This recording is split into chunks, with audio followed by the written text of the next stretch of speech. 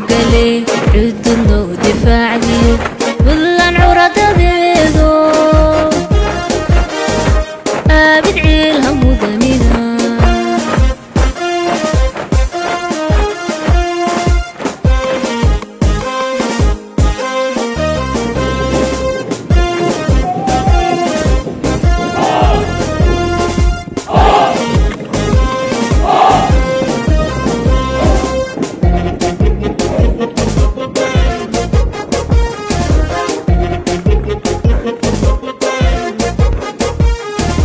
ciidankii wacnaayoon cabku wali la oorano ciise naga mutaysto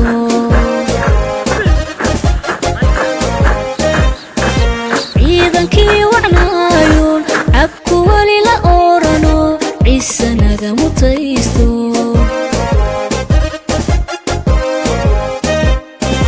geesiyada cirkeeniyo badda looga caabo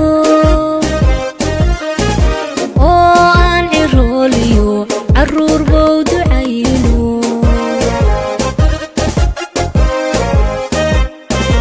geesiyada cirkeeniyo badda looga caabo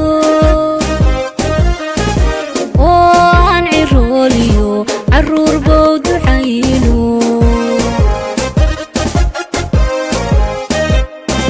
caradiina udugale cududno difaacdiyo buntland curadadeedo aabid ciila mudanina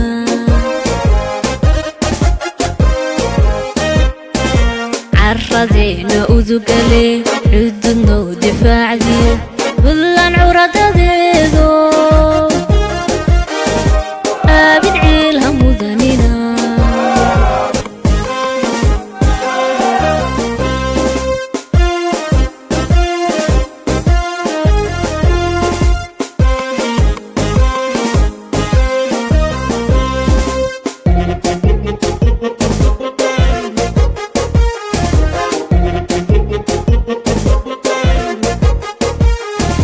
ciidankii dadkaygo calanka iyo ciidiyo loo carbiyey dalkaygo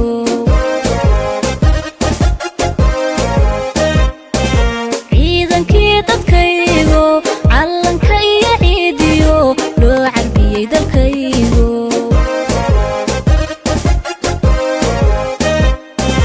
nabadeed cursin baan ku caana maale cimrigiina raage cadowgiina loo jabiye nabadeed cursin baan ku caana maale cimrigiina raago cadowgiina loo jabiye caradiina udugale cududno difaacdiyo buntland curadadeedo aabid ciila mudanina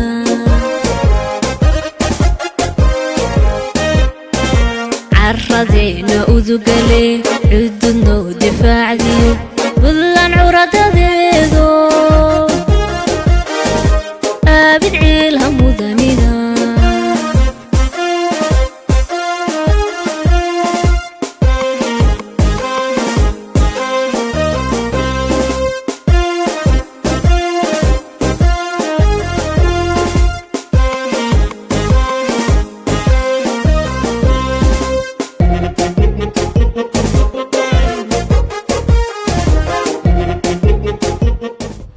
inaan maanta halka ku aragno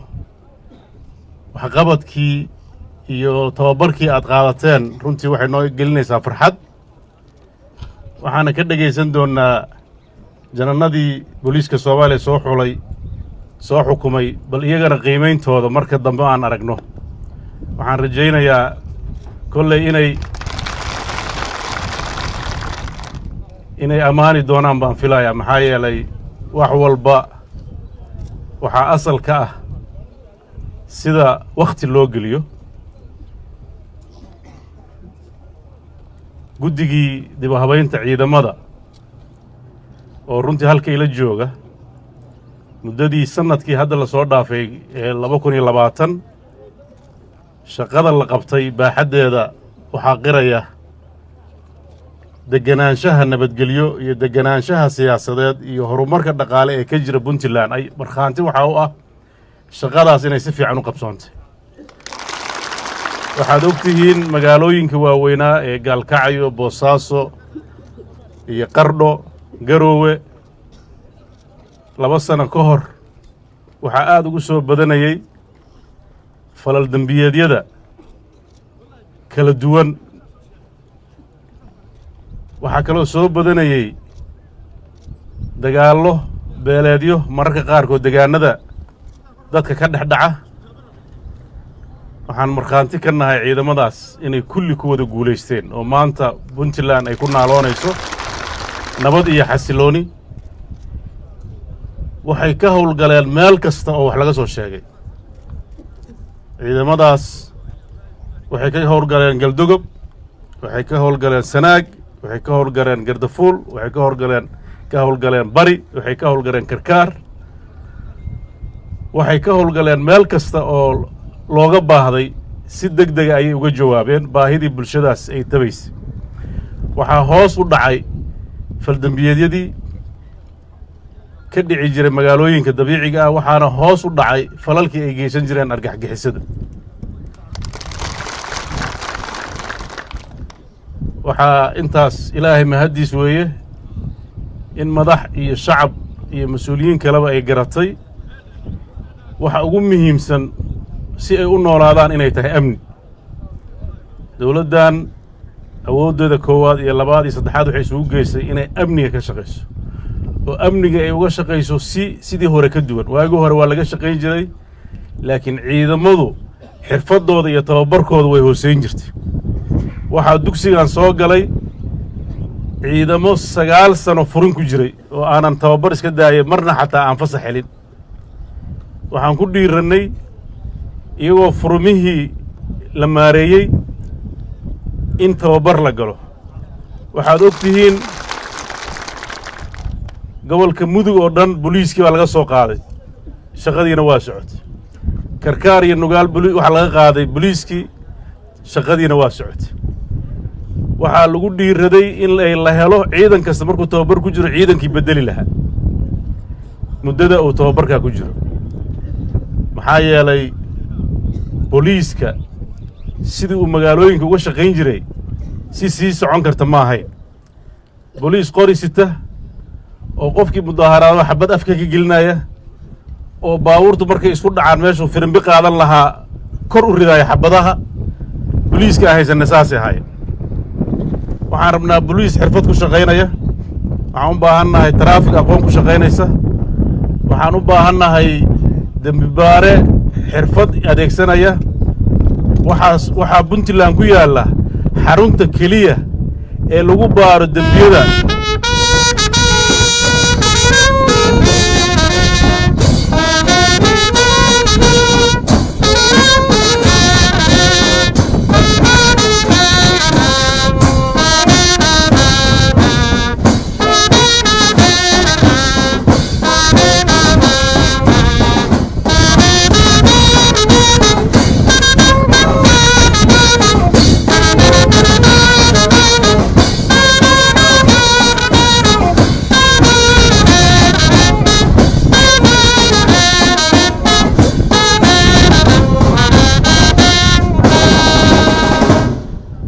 ku yaala forensic science meesha lagu baaro markuu dembi dhawaco dhacaanada in la helo dembiilaha. waxaad ogtihiin dilkii Caaisha waxaa lagu guulaystay in la helo dembiilayaashii oo cadaaladda la mariyo. waxaa lagu guulaystay in dembiye fara badan baaritaankooda la helo, laakiin aqoontu haddeen isku xiriirsanayn oo iskabaynin oo ninka laabka jooga uusan helin dembi baarihii dembiga sida fiican u soo qaadi lahaa oo markii la caddeeyo aan la helin xeer ilaalintii ku habboonayd ee dacwadda ku oogi lahayd iyo maxkamaddii hufnaanta lahayd sida halka ka dhacaysay aad arkayseen lagu soo bandhigay oo aan ku qotomin sharci iyo qodob saxa oo la garan karo. waxaan u baahannahay tayada ciidanka booliiska oo udubdhaxaadka amniga bulsho kasta meel ku nool ah inaan kor u qaadno waxaan rajaynayaa aqoontan ili baray ee aad sida googooska halka uga soo gudbiseen hadday ahaan lahayd markii ay dhacaan rabshadaha hadday ahaan lahayd markii ay dhacaan dad wax weerara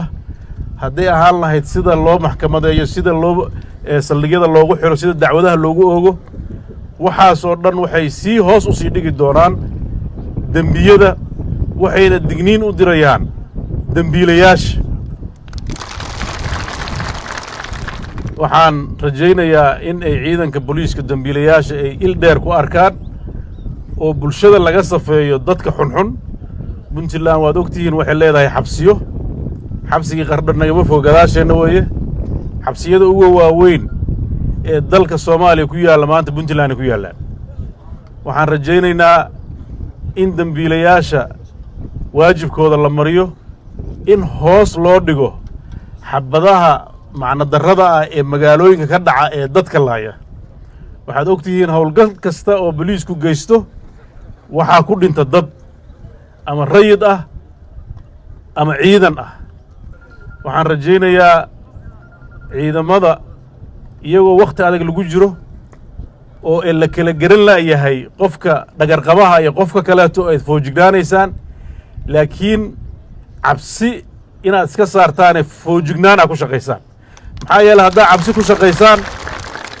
waxaa dad isdifaacayaa noqonaysaan xabadda waa iska tuuraysaan marka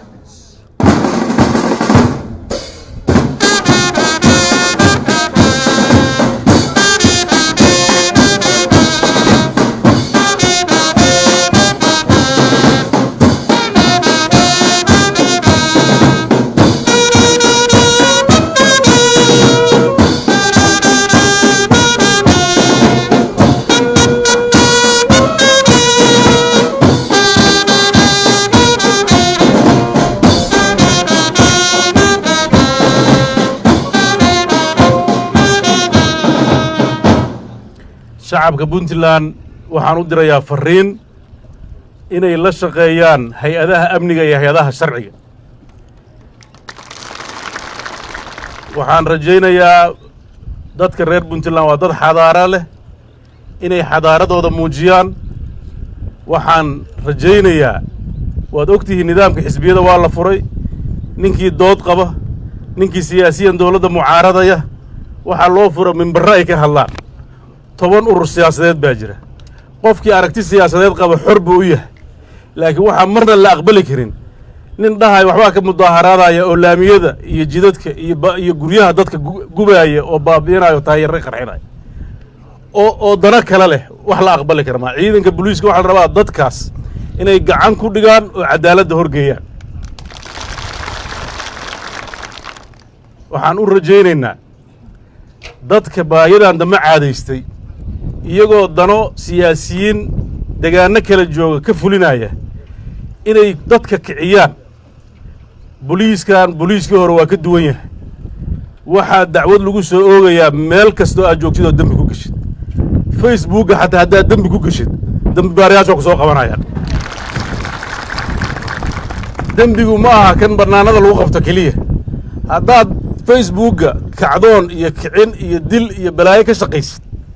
ogow cadaaladda puntland waa ku arkaysaa ama magac gabdheed facebookga saarso ama mid odayeed saarso adiga ku taalla waa lagu soo qabanaya waxaan jeclahay inaan siyaasiyiinta caadaysatay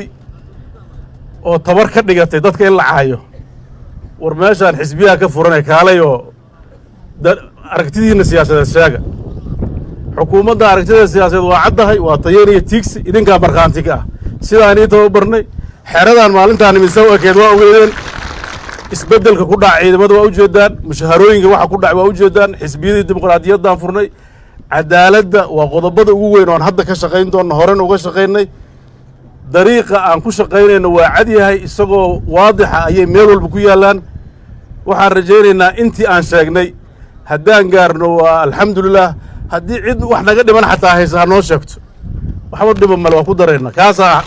kaasaa dhiban ha dhahaan waayadan waxaa aad u socday brobagando badan oo laga sii daynayo dhibaatada ku timid hoosu dhaca ama dhaca shilinka ku yimid qiimo dhaca shilinka ku yimid دولة بنتلان خاصة حكومتنا ويلا كوستي مشاكلك قيمة ضاع الشلنك محايا لبنتلان كلية أيها وحي تحي عدة إلاليس الشلنك سوماليا إنو جرو wax badan oo halka aan ka sheegayn baa dhex galay isku dayo badan oo lagu hagaajinayo la isku dayay wixii dawladda khubaradii u saartay ee keeneen waa fulinay doodihii iyo dhibaatooyinkii ka dhashay gudiyo kale aan u saarnay daraasadii ayaa la sii dheereeyay oo mashaakilkii baa la sii baaray oo go'aano kale iyo talooyin kale la soo jeediyay iyagana waa qaadanay kuwa maalin dhaweyto garoowe iyo meelo ka mudaharaadayo oo buundada goynaaye hadday ra'yi hayaan sida gudiyadaas kale hanoo keenaan wixii fiican waa qaadanaynaa laakiin dadka waxaa la rabaa inaan been gudcur inaan lagu sii dayn waxaan aad u rajaynayaa bulshada tan inay kala barato warka saxda ah iyo warka deelqaafka leh inay kala barato oo danaheeda ay ka shaqayso danaheeda waxay ku jirtaa deganaansho siyaasadeed danaheeda waxay ku jirtaa deganaansho amni danaheeda waxay ku jirtaa koboc dhaqaale danaheeda waxay ku jirtaa degaanada kaleeta ee Soomaalida iyo dawladda Soomaaliya siday gacan uga geysan lahayd sidii ay Soomaaliya uga bixi lahayd dhibaatada jirta waxaan haysanaa waxaanan degaanadu kala haysan waxaan haysanaa amni ilaahay mahadiis waxaan haysanaa maamul u heelan inuu ummadiisa u shaqeeyo waxaan la jecelnahay Soomaaliya inteeda kale inay sidaan oo kale noqoto waxaan har iyo habeen u taagannahay Soomaaliya sidii loo sixi lahaa nidaamkeeda siyaasiga aan gacan ka geysano laakiin waxaa marna madax iyo shacab reer Puntland aanan marna suura gal ka ahayn in wadada Soomaaliya lagu soo celinayo intii la qalloociyo la yiraahdo iska samra dalku haadaanaha ku dhacay taas ma soo bayrayso wixii aan u aragnay inay khaldan yihiin waa sheegayna waxaan rabnaa dalkan mar buu khaldamay burbur galay dadkiisu isnaceen kala irdhoobeen waxaan rabnaa inuu si sax ah u dhismo oo mar dambe maamulka dawladeed ama kan Puntland ha aado ama kan Soomaaliyeed ha aado inuusan burburin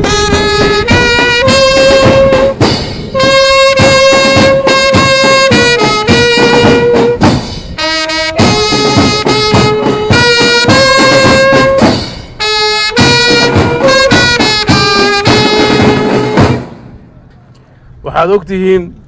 madaxweynihii lixaad baan ahay ee Puntland soo mara marka laga tago madaxweyne Cabdullaahi Yuusuf iyo madaxweyne Maxamed Cabdi Xaashi oo muddo yar hayay afarta kale oo anigu afar ku ahay kulligood waxa la doortay 8 Janaayo hal maalin baa la wada doortay marna kama dabdhicin marna kuma kormarin waxaas waxa iska la fadligeeda shacabka reer Puntland oo ilaaliyay wixii heshiiska u hayeen Soomaali waxa la rabaa dawladnimadeedana waxa heshiiska lagu yahay in la wada ilaaliyo oo marxaladda hadda lagu jiro ee kufaakaca ah in laga baxaa la rabaa caqabado waa imaanayaan maxaa yeelay dal kala tegay weeye in loo dulqaataa la rabaa waxaa la rabaa si sax ah in lagu saxo waxaan aad u rajaynayaa in Soomaaliya ilaahay idankiis 2021 isbedel wanaagsan oo loo naaloodo oo mustaqbalka loo aayo oo deganaansho iyo horumar horseeda inuu ka dhacan ilaahay idinkii rajaynayna waxaan idinkana inii rajaynayaa shaqadiina inay sida ugu fiican oo ugu quruxda badan aad u gudataan waxaan inii rajaynayaa inaad wixii aad barateen mujtamaciina aad uga faa'iidaysaan muddadii aad halka ku jirteen ee 4 bilood iyo siyaadada ahayd sida aad ugu soo dhabar adeegeen iyo sida aad runtii isu ogolaateen iyo sida aad ugu dulqaadateen casharadii aadka ay halkii la siinayay waxaan rajaynayaa inay wax weyn ka anfici doonto magaalooyinka iyo saldhigyada Puntland bulshada Puntland inay arki doonto isbedel muuqda oo la taaban karo intaas dhiligama harayo tababar baa la siiyay waxaa la siin doonaa haddii ilaahay ma agabka ku shaqayn lahaydeen waxaad heli doontaan mushaharooyin inugu filan waxaad heli doontaan tababarro joogto ah oo xirfadaha kala duwan ah waxaad heli doontaan kormeer joogto ah iyo wada shaqayn dhow oo dawladdu la yeelan doonto caqabadaha inagu yimaadana waxaan diyaar u nahay hadba intii tabartayna inaan ka gudubno maanta iyo sanad ka hor sidii la ahaa maanta idinkaa markhaanti ka ah isbeddelka xeradan mar kastoo aan ku soo noqonno isbeddel hor laanu aragnaa dhismayaal hor laanu aragnaa tababarka hore ka sarreeyaan aragnaa askartii la geeyey baan aragnaa waxaan arkaynaa dhallinyaradii ku soo dhiiranaysa ciidamada waxaan arkaynaa saraakiil qarsoon oo fursado waaye oo soo baxaya arkaynaa waxaan arkaynaa madax cusub oo la rajaynayo inay gacanta ku dhigaan amniga dalka Puntland waxaan rajaynaynaa saraakiisha hadda gacanta ku haysa haddii aysan ka shaqayn ciddii bedeli lahayd haddii dalka dembi bay ka geli lahaayeen waxaan uga mahad celinayaa saraakiisha ka shaqaysa inay soo saaraan ciidamo u habboon inay sii wadaan xirfadda ciidan ee bulshadan ay u baahan tahay kala dambaynta in la ilaaliyo waxaan aad ugu rajo weynahay in wax kastoo dulduleello ah oo duruuftii dheerayd ee dalku soo maray sababaysay in laga baxo waxaan ku dardaarmayaa ugu dambaysa oo ceeb ku ahaan jirta ciidamadoo dhan gaar ahaanna booliiska agabka booliiska loo keeno inta badan muddo yar ayaan daryeel u helno u talfaa dadka baabuurtooda si fiican bay u haystaan baabuurta dawladda oo wada cusub sanadka bacdi waxaa la arkaa isagoo kudaafad u eg waxaan insha allah iniin rajaynayaa baabuurtan cusub ee hadda hortiinna taalla iyo kuwa horeo yaallay iyo ciidamada guud ahaan xoolahan waa xoolihiin dhaqanka waxa dawladdu leedahay inay belan leedahay waxaan rajaynayaa in laga baxo waxaan rajaynayaa inuu qof walba waxa uu dawladda u hayo wixiisa ay noqdaan oo ku fara adeego oo uu xanaaneeyo oo uu dhaqaaleeyo oo maalinta shaqada ka dhammaatana kan ka dambeeya ku shaqaynayo uu ku wareejiyo Puntland way ku amaanan tahay xarag isku dhiibka iyo isku beddelka iyo in cid walba ciddii markii la diibo agabkeeda laakiin dulduleelaya ceebana waa leenahay ceebaheenna haddaan qarsanno wayna qarsanayaan waxa ceebta aan leenahay ma qarsanayno marka waxaan rajaynayaa tababarkaan markaa ka baxdaan inaad aragti cusub iyo ruux cusub inaad la soo baxdaan saraakiisha inay hoggaamin lahaydna tababar kale ku jiraan sida la sheegay waxaan rajaynayaa tababarayaal dad wada tababartay oo nin walba uu yaqaano waajibkiisa halka sarkaalkii ka hadlayay oo casharada akhrinayay wuxuu casharada ku jirtay taliyayaasha qaybaha mas-uuliyaddooda saldhigga dami baarista sida wax walba oo ciidan booliis laga rabay waana la siiyey sidaa u kala dambayn lahaydeen sidaa isku xukumi lahaydeen sidaa bulshada ugu shaqayn lahaydeen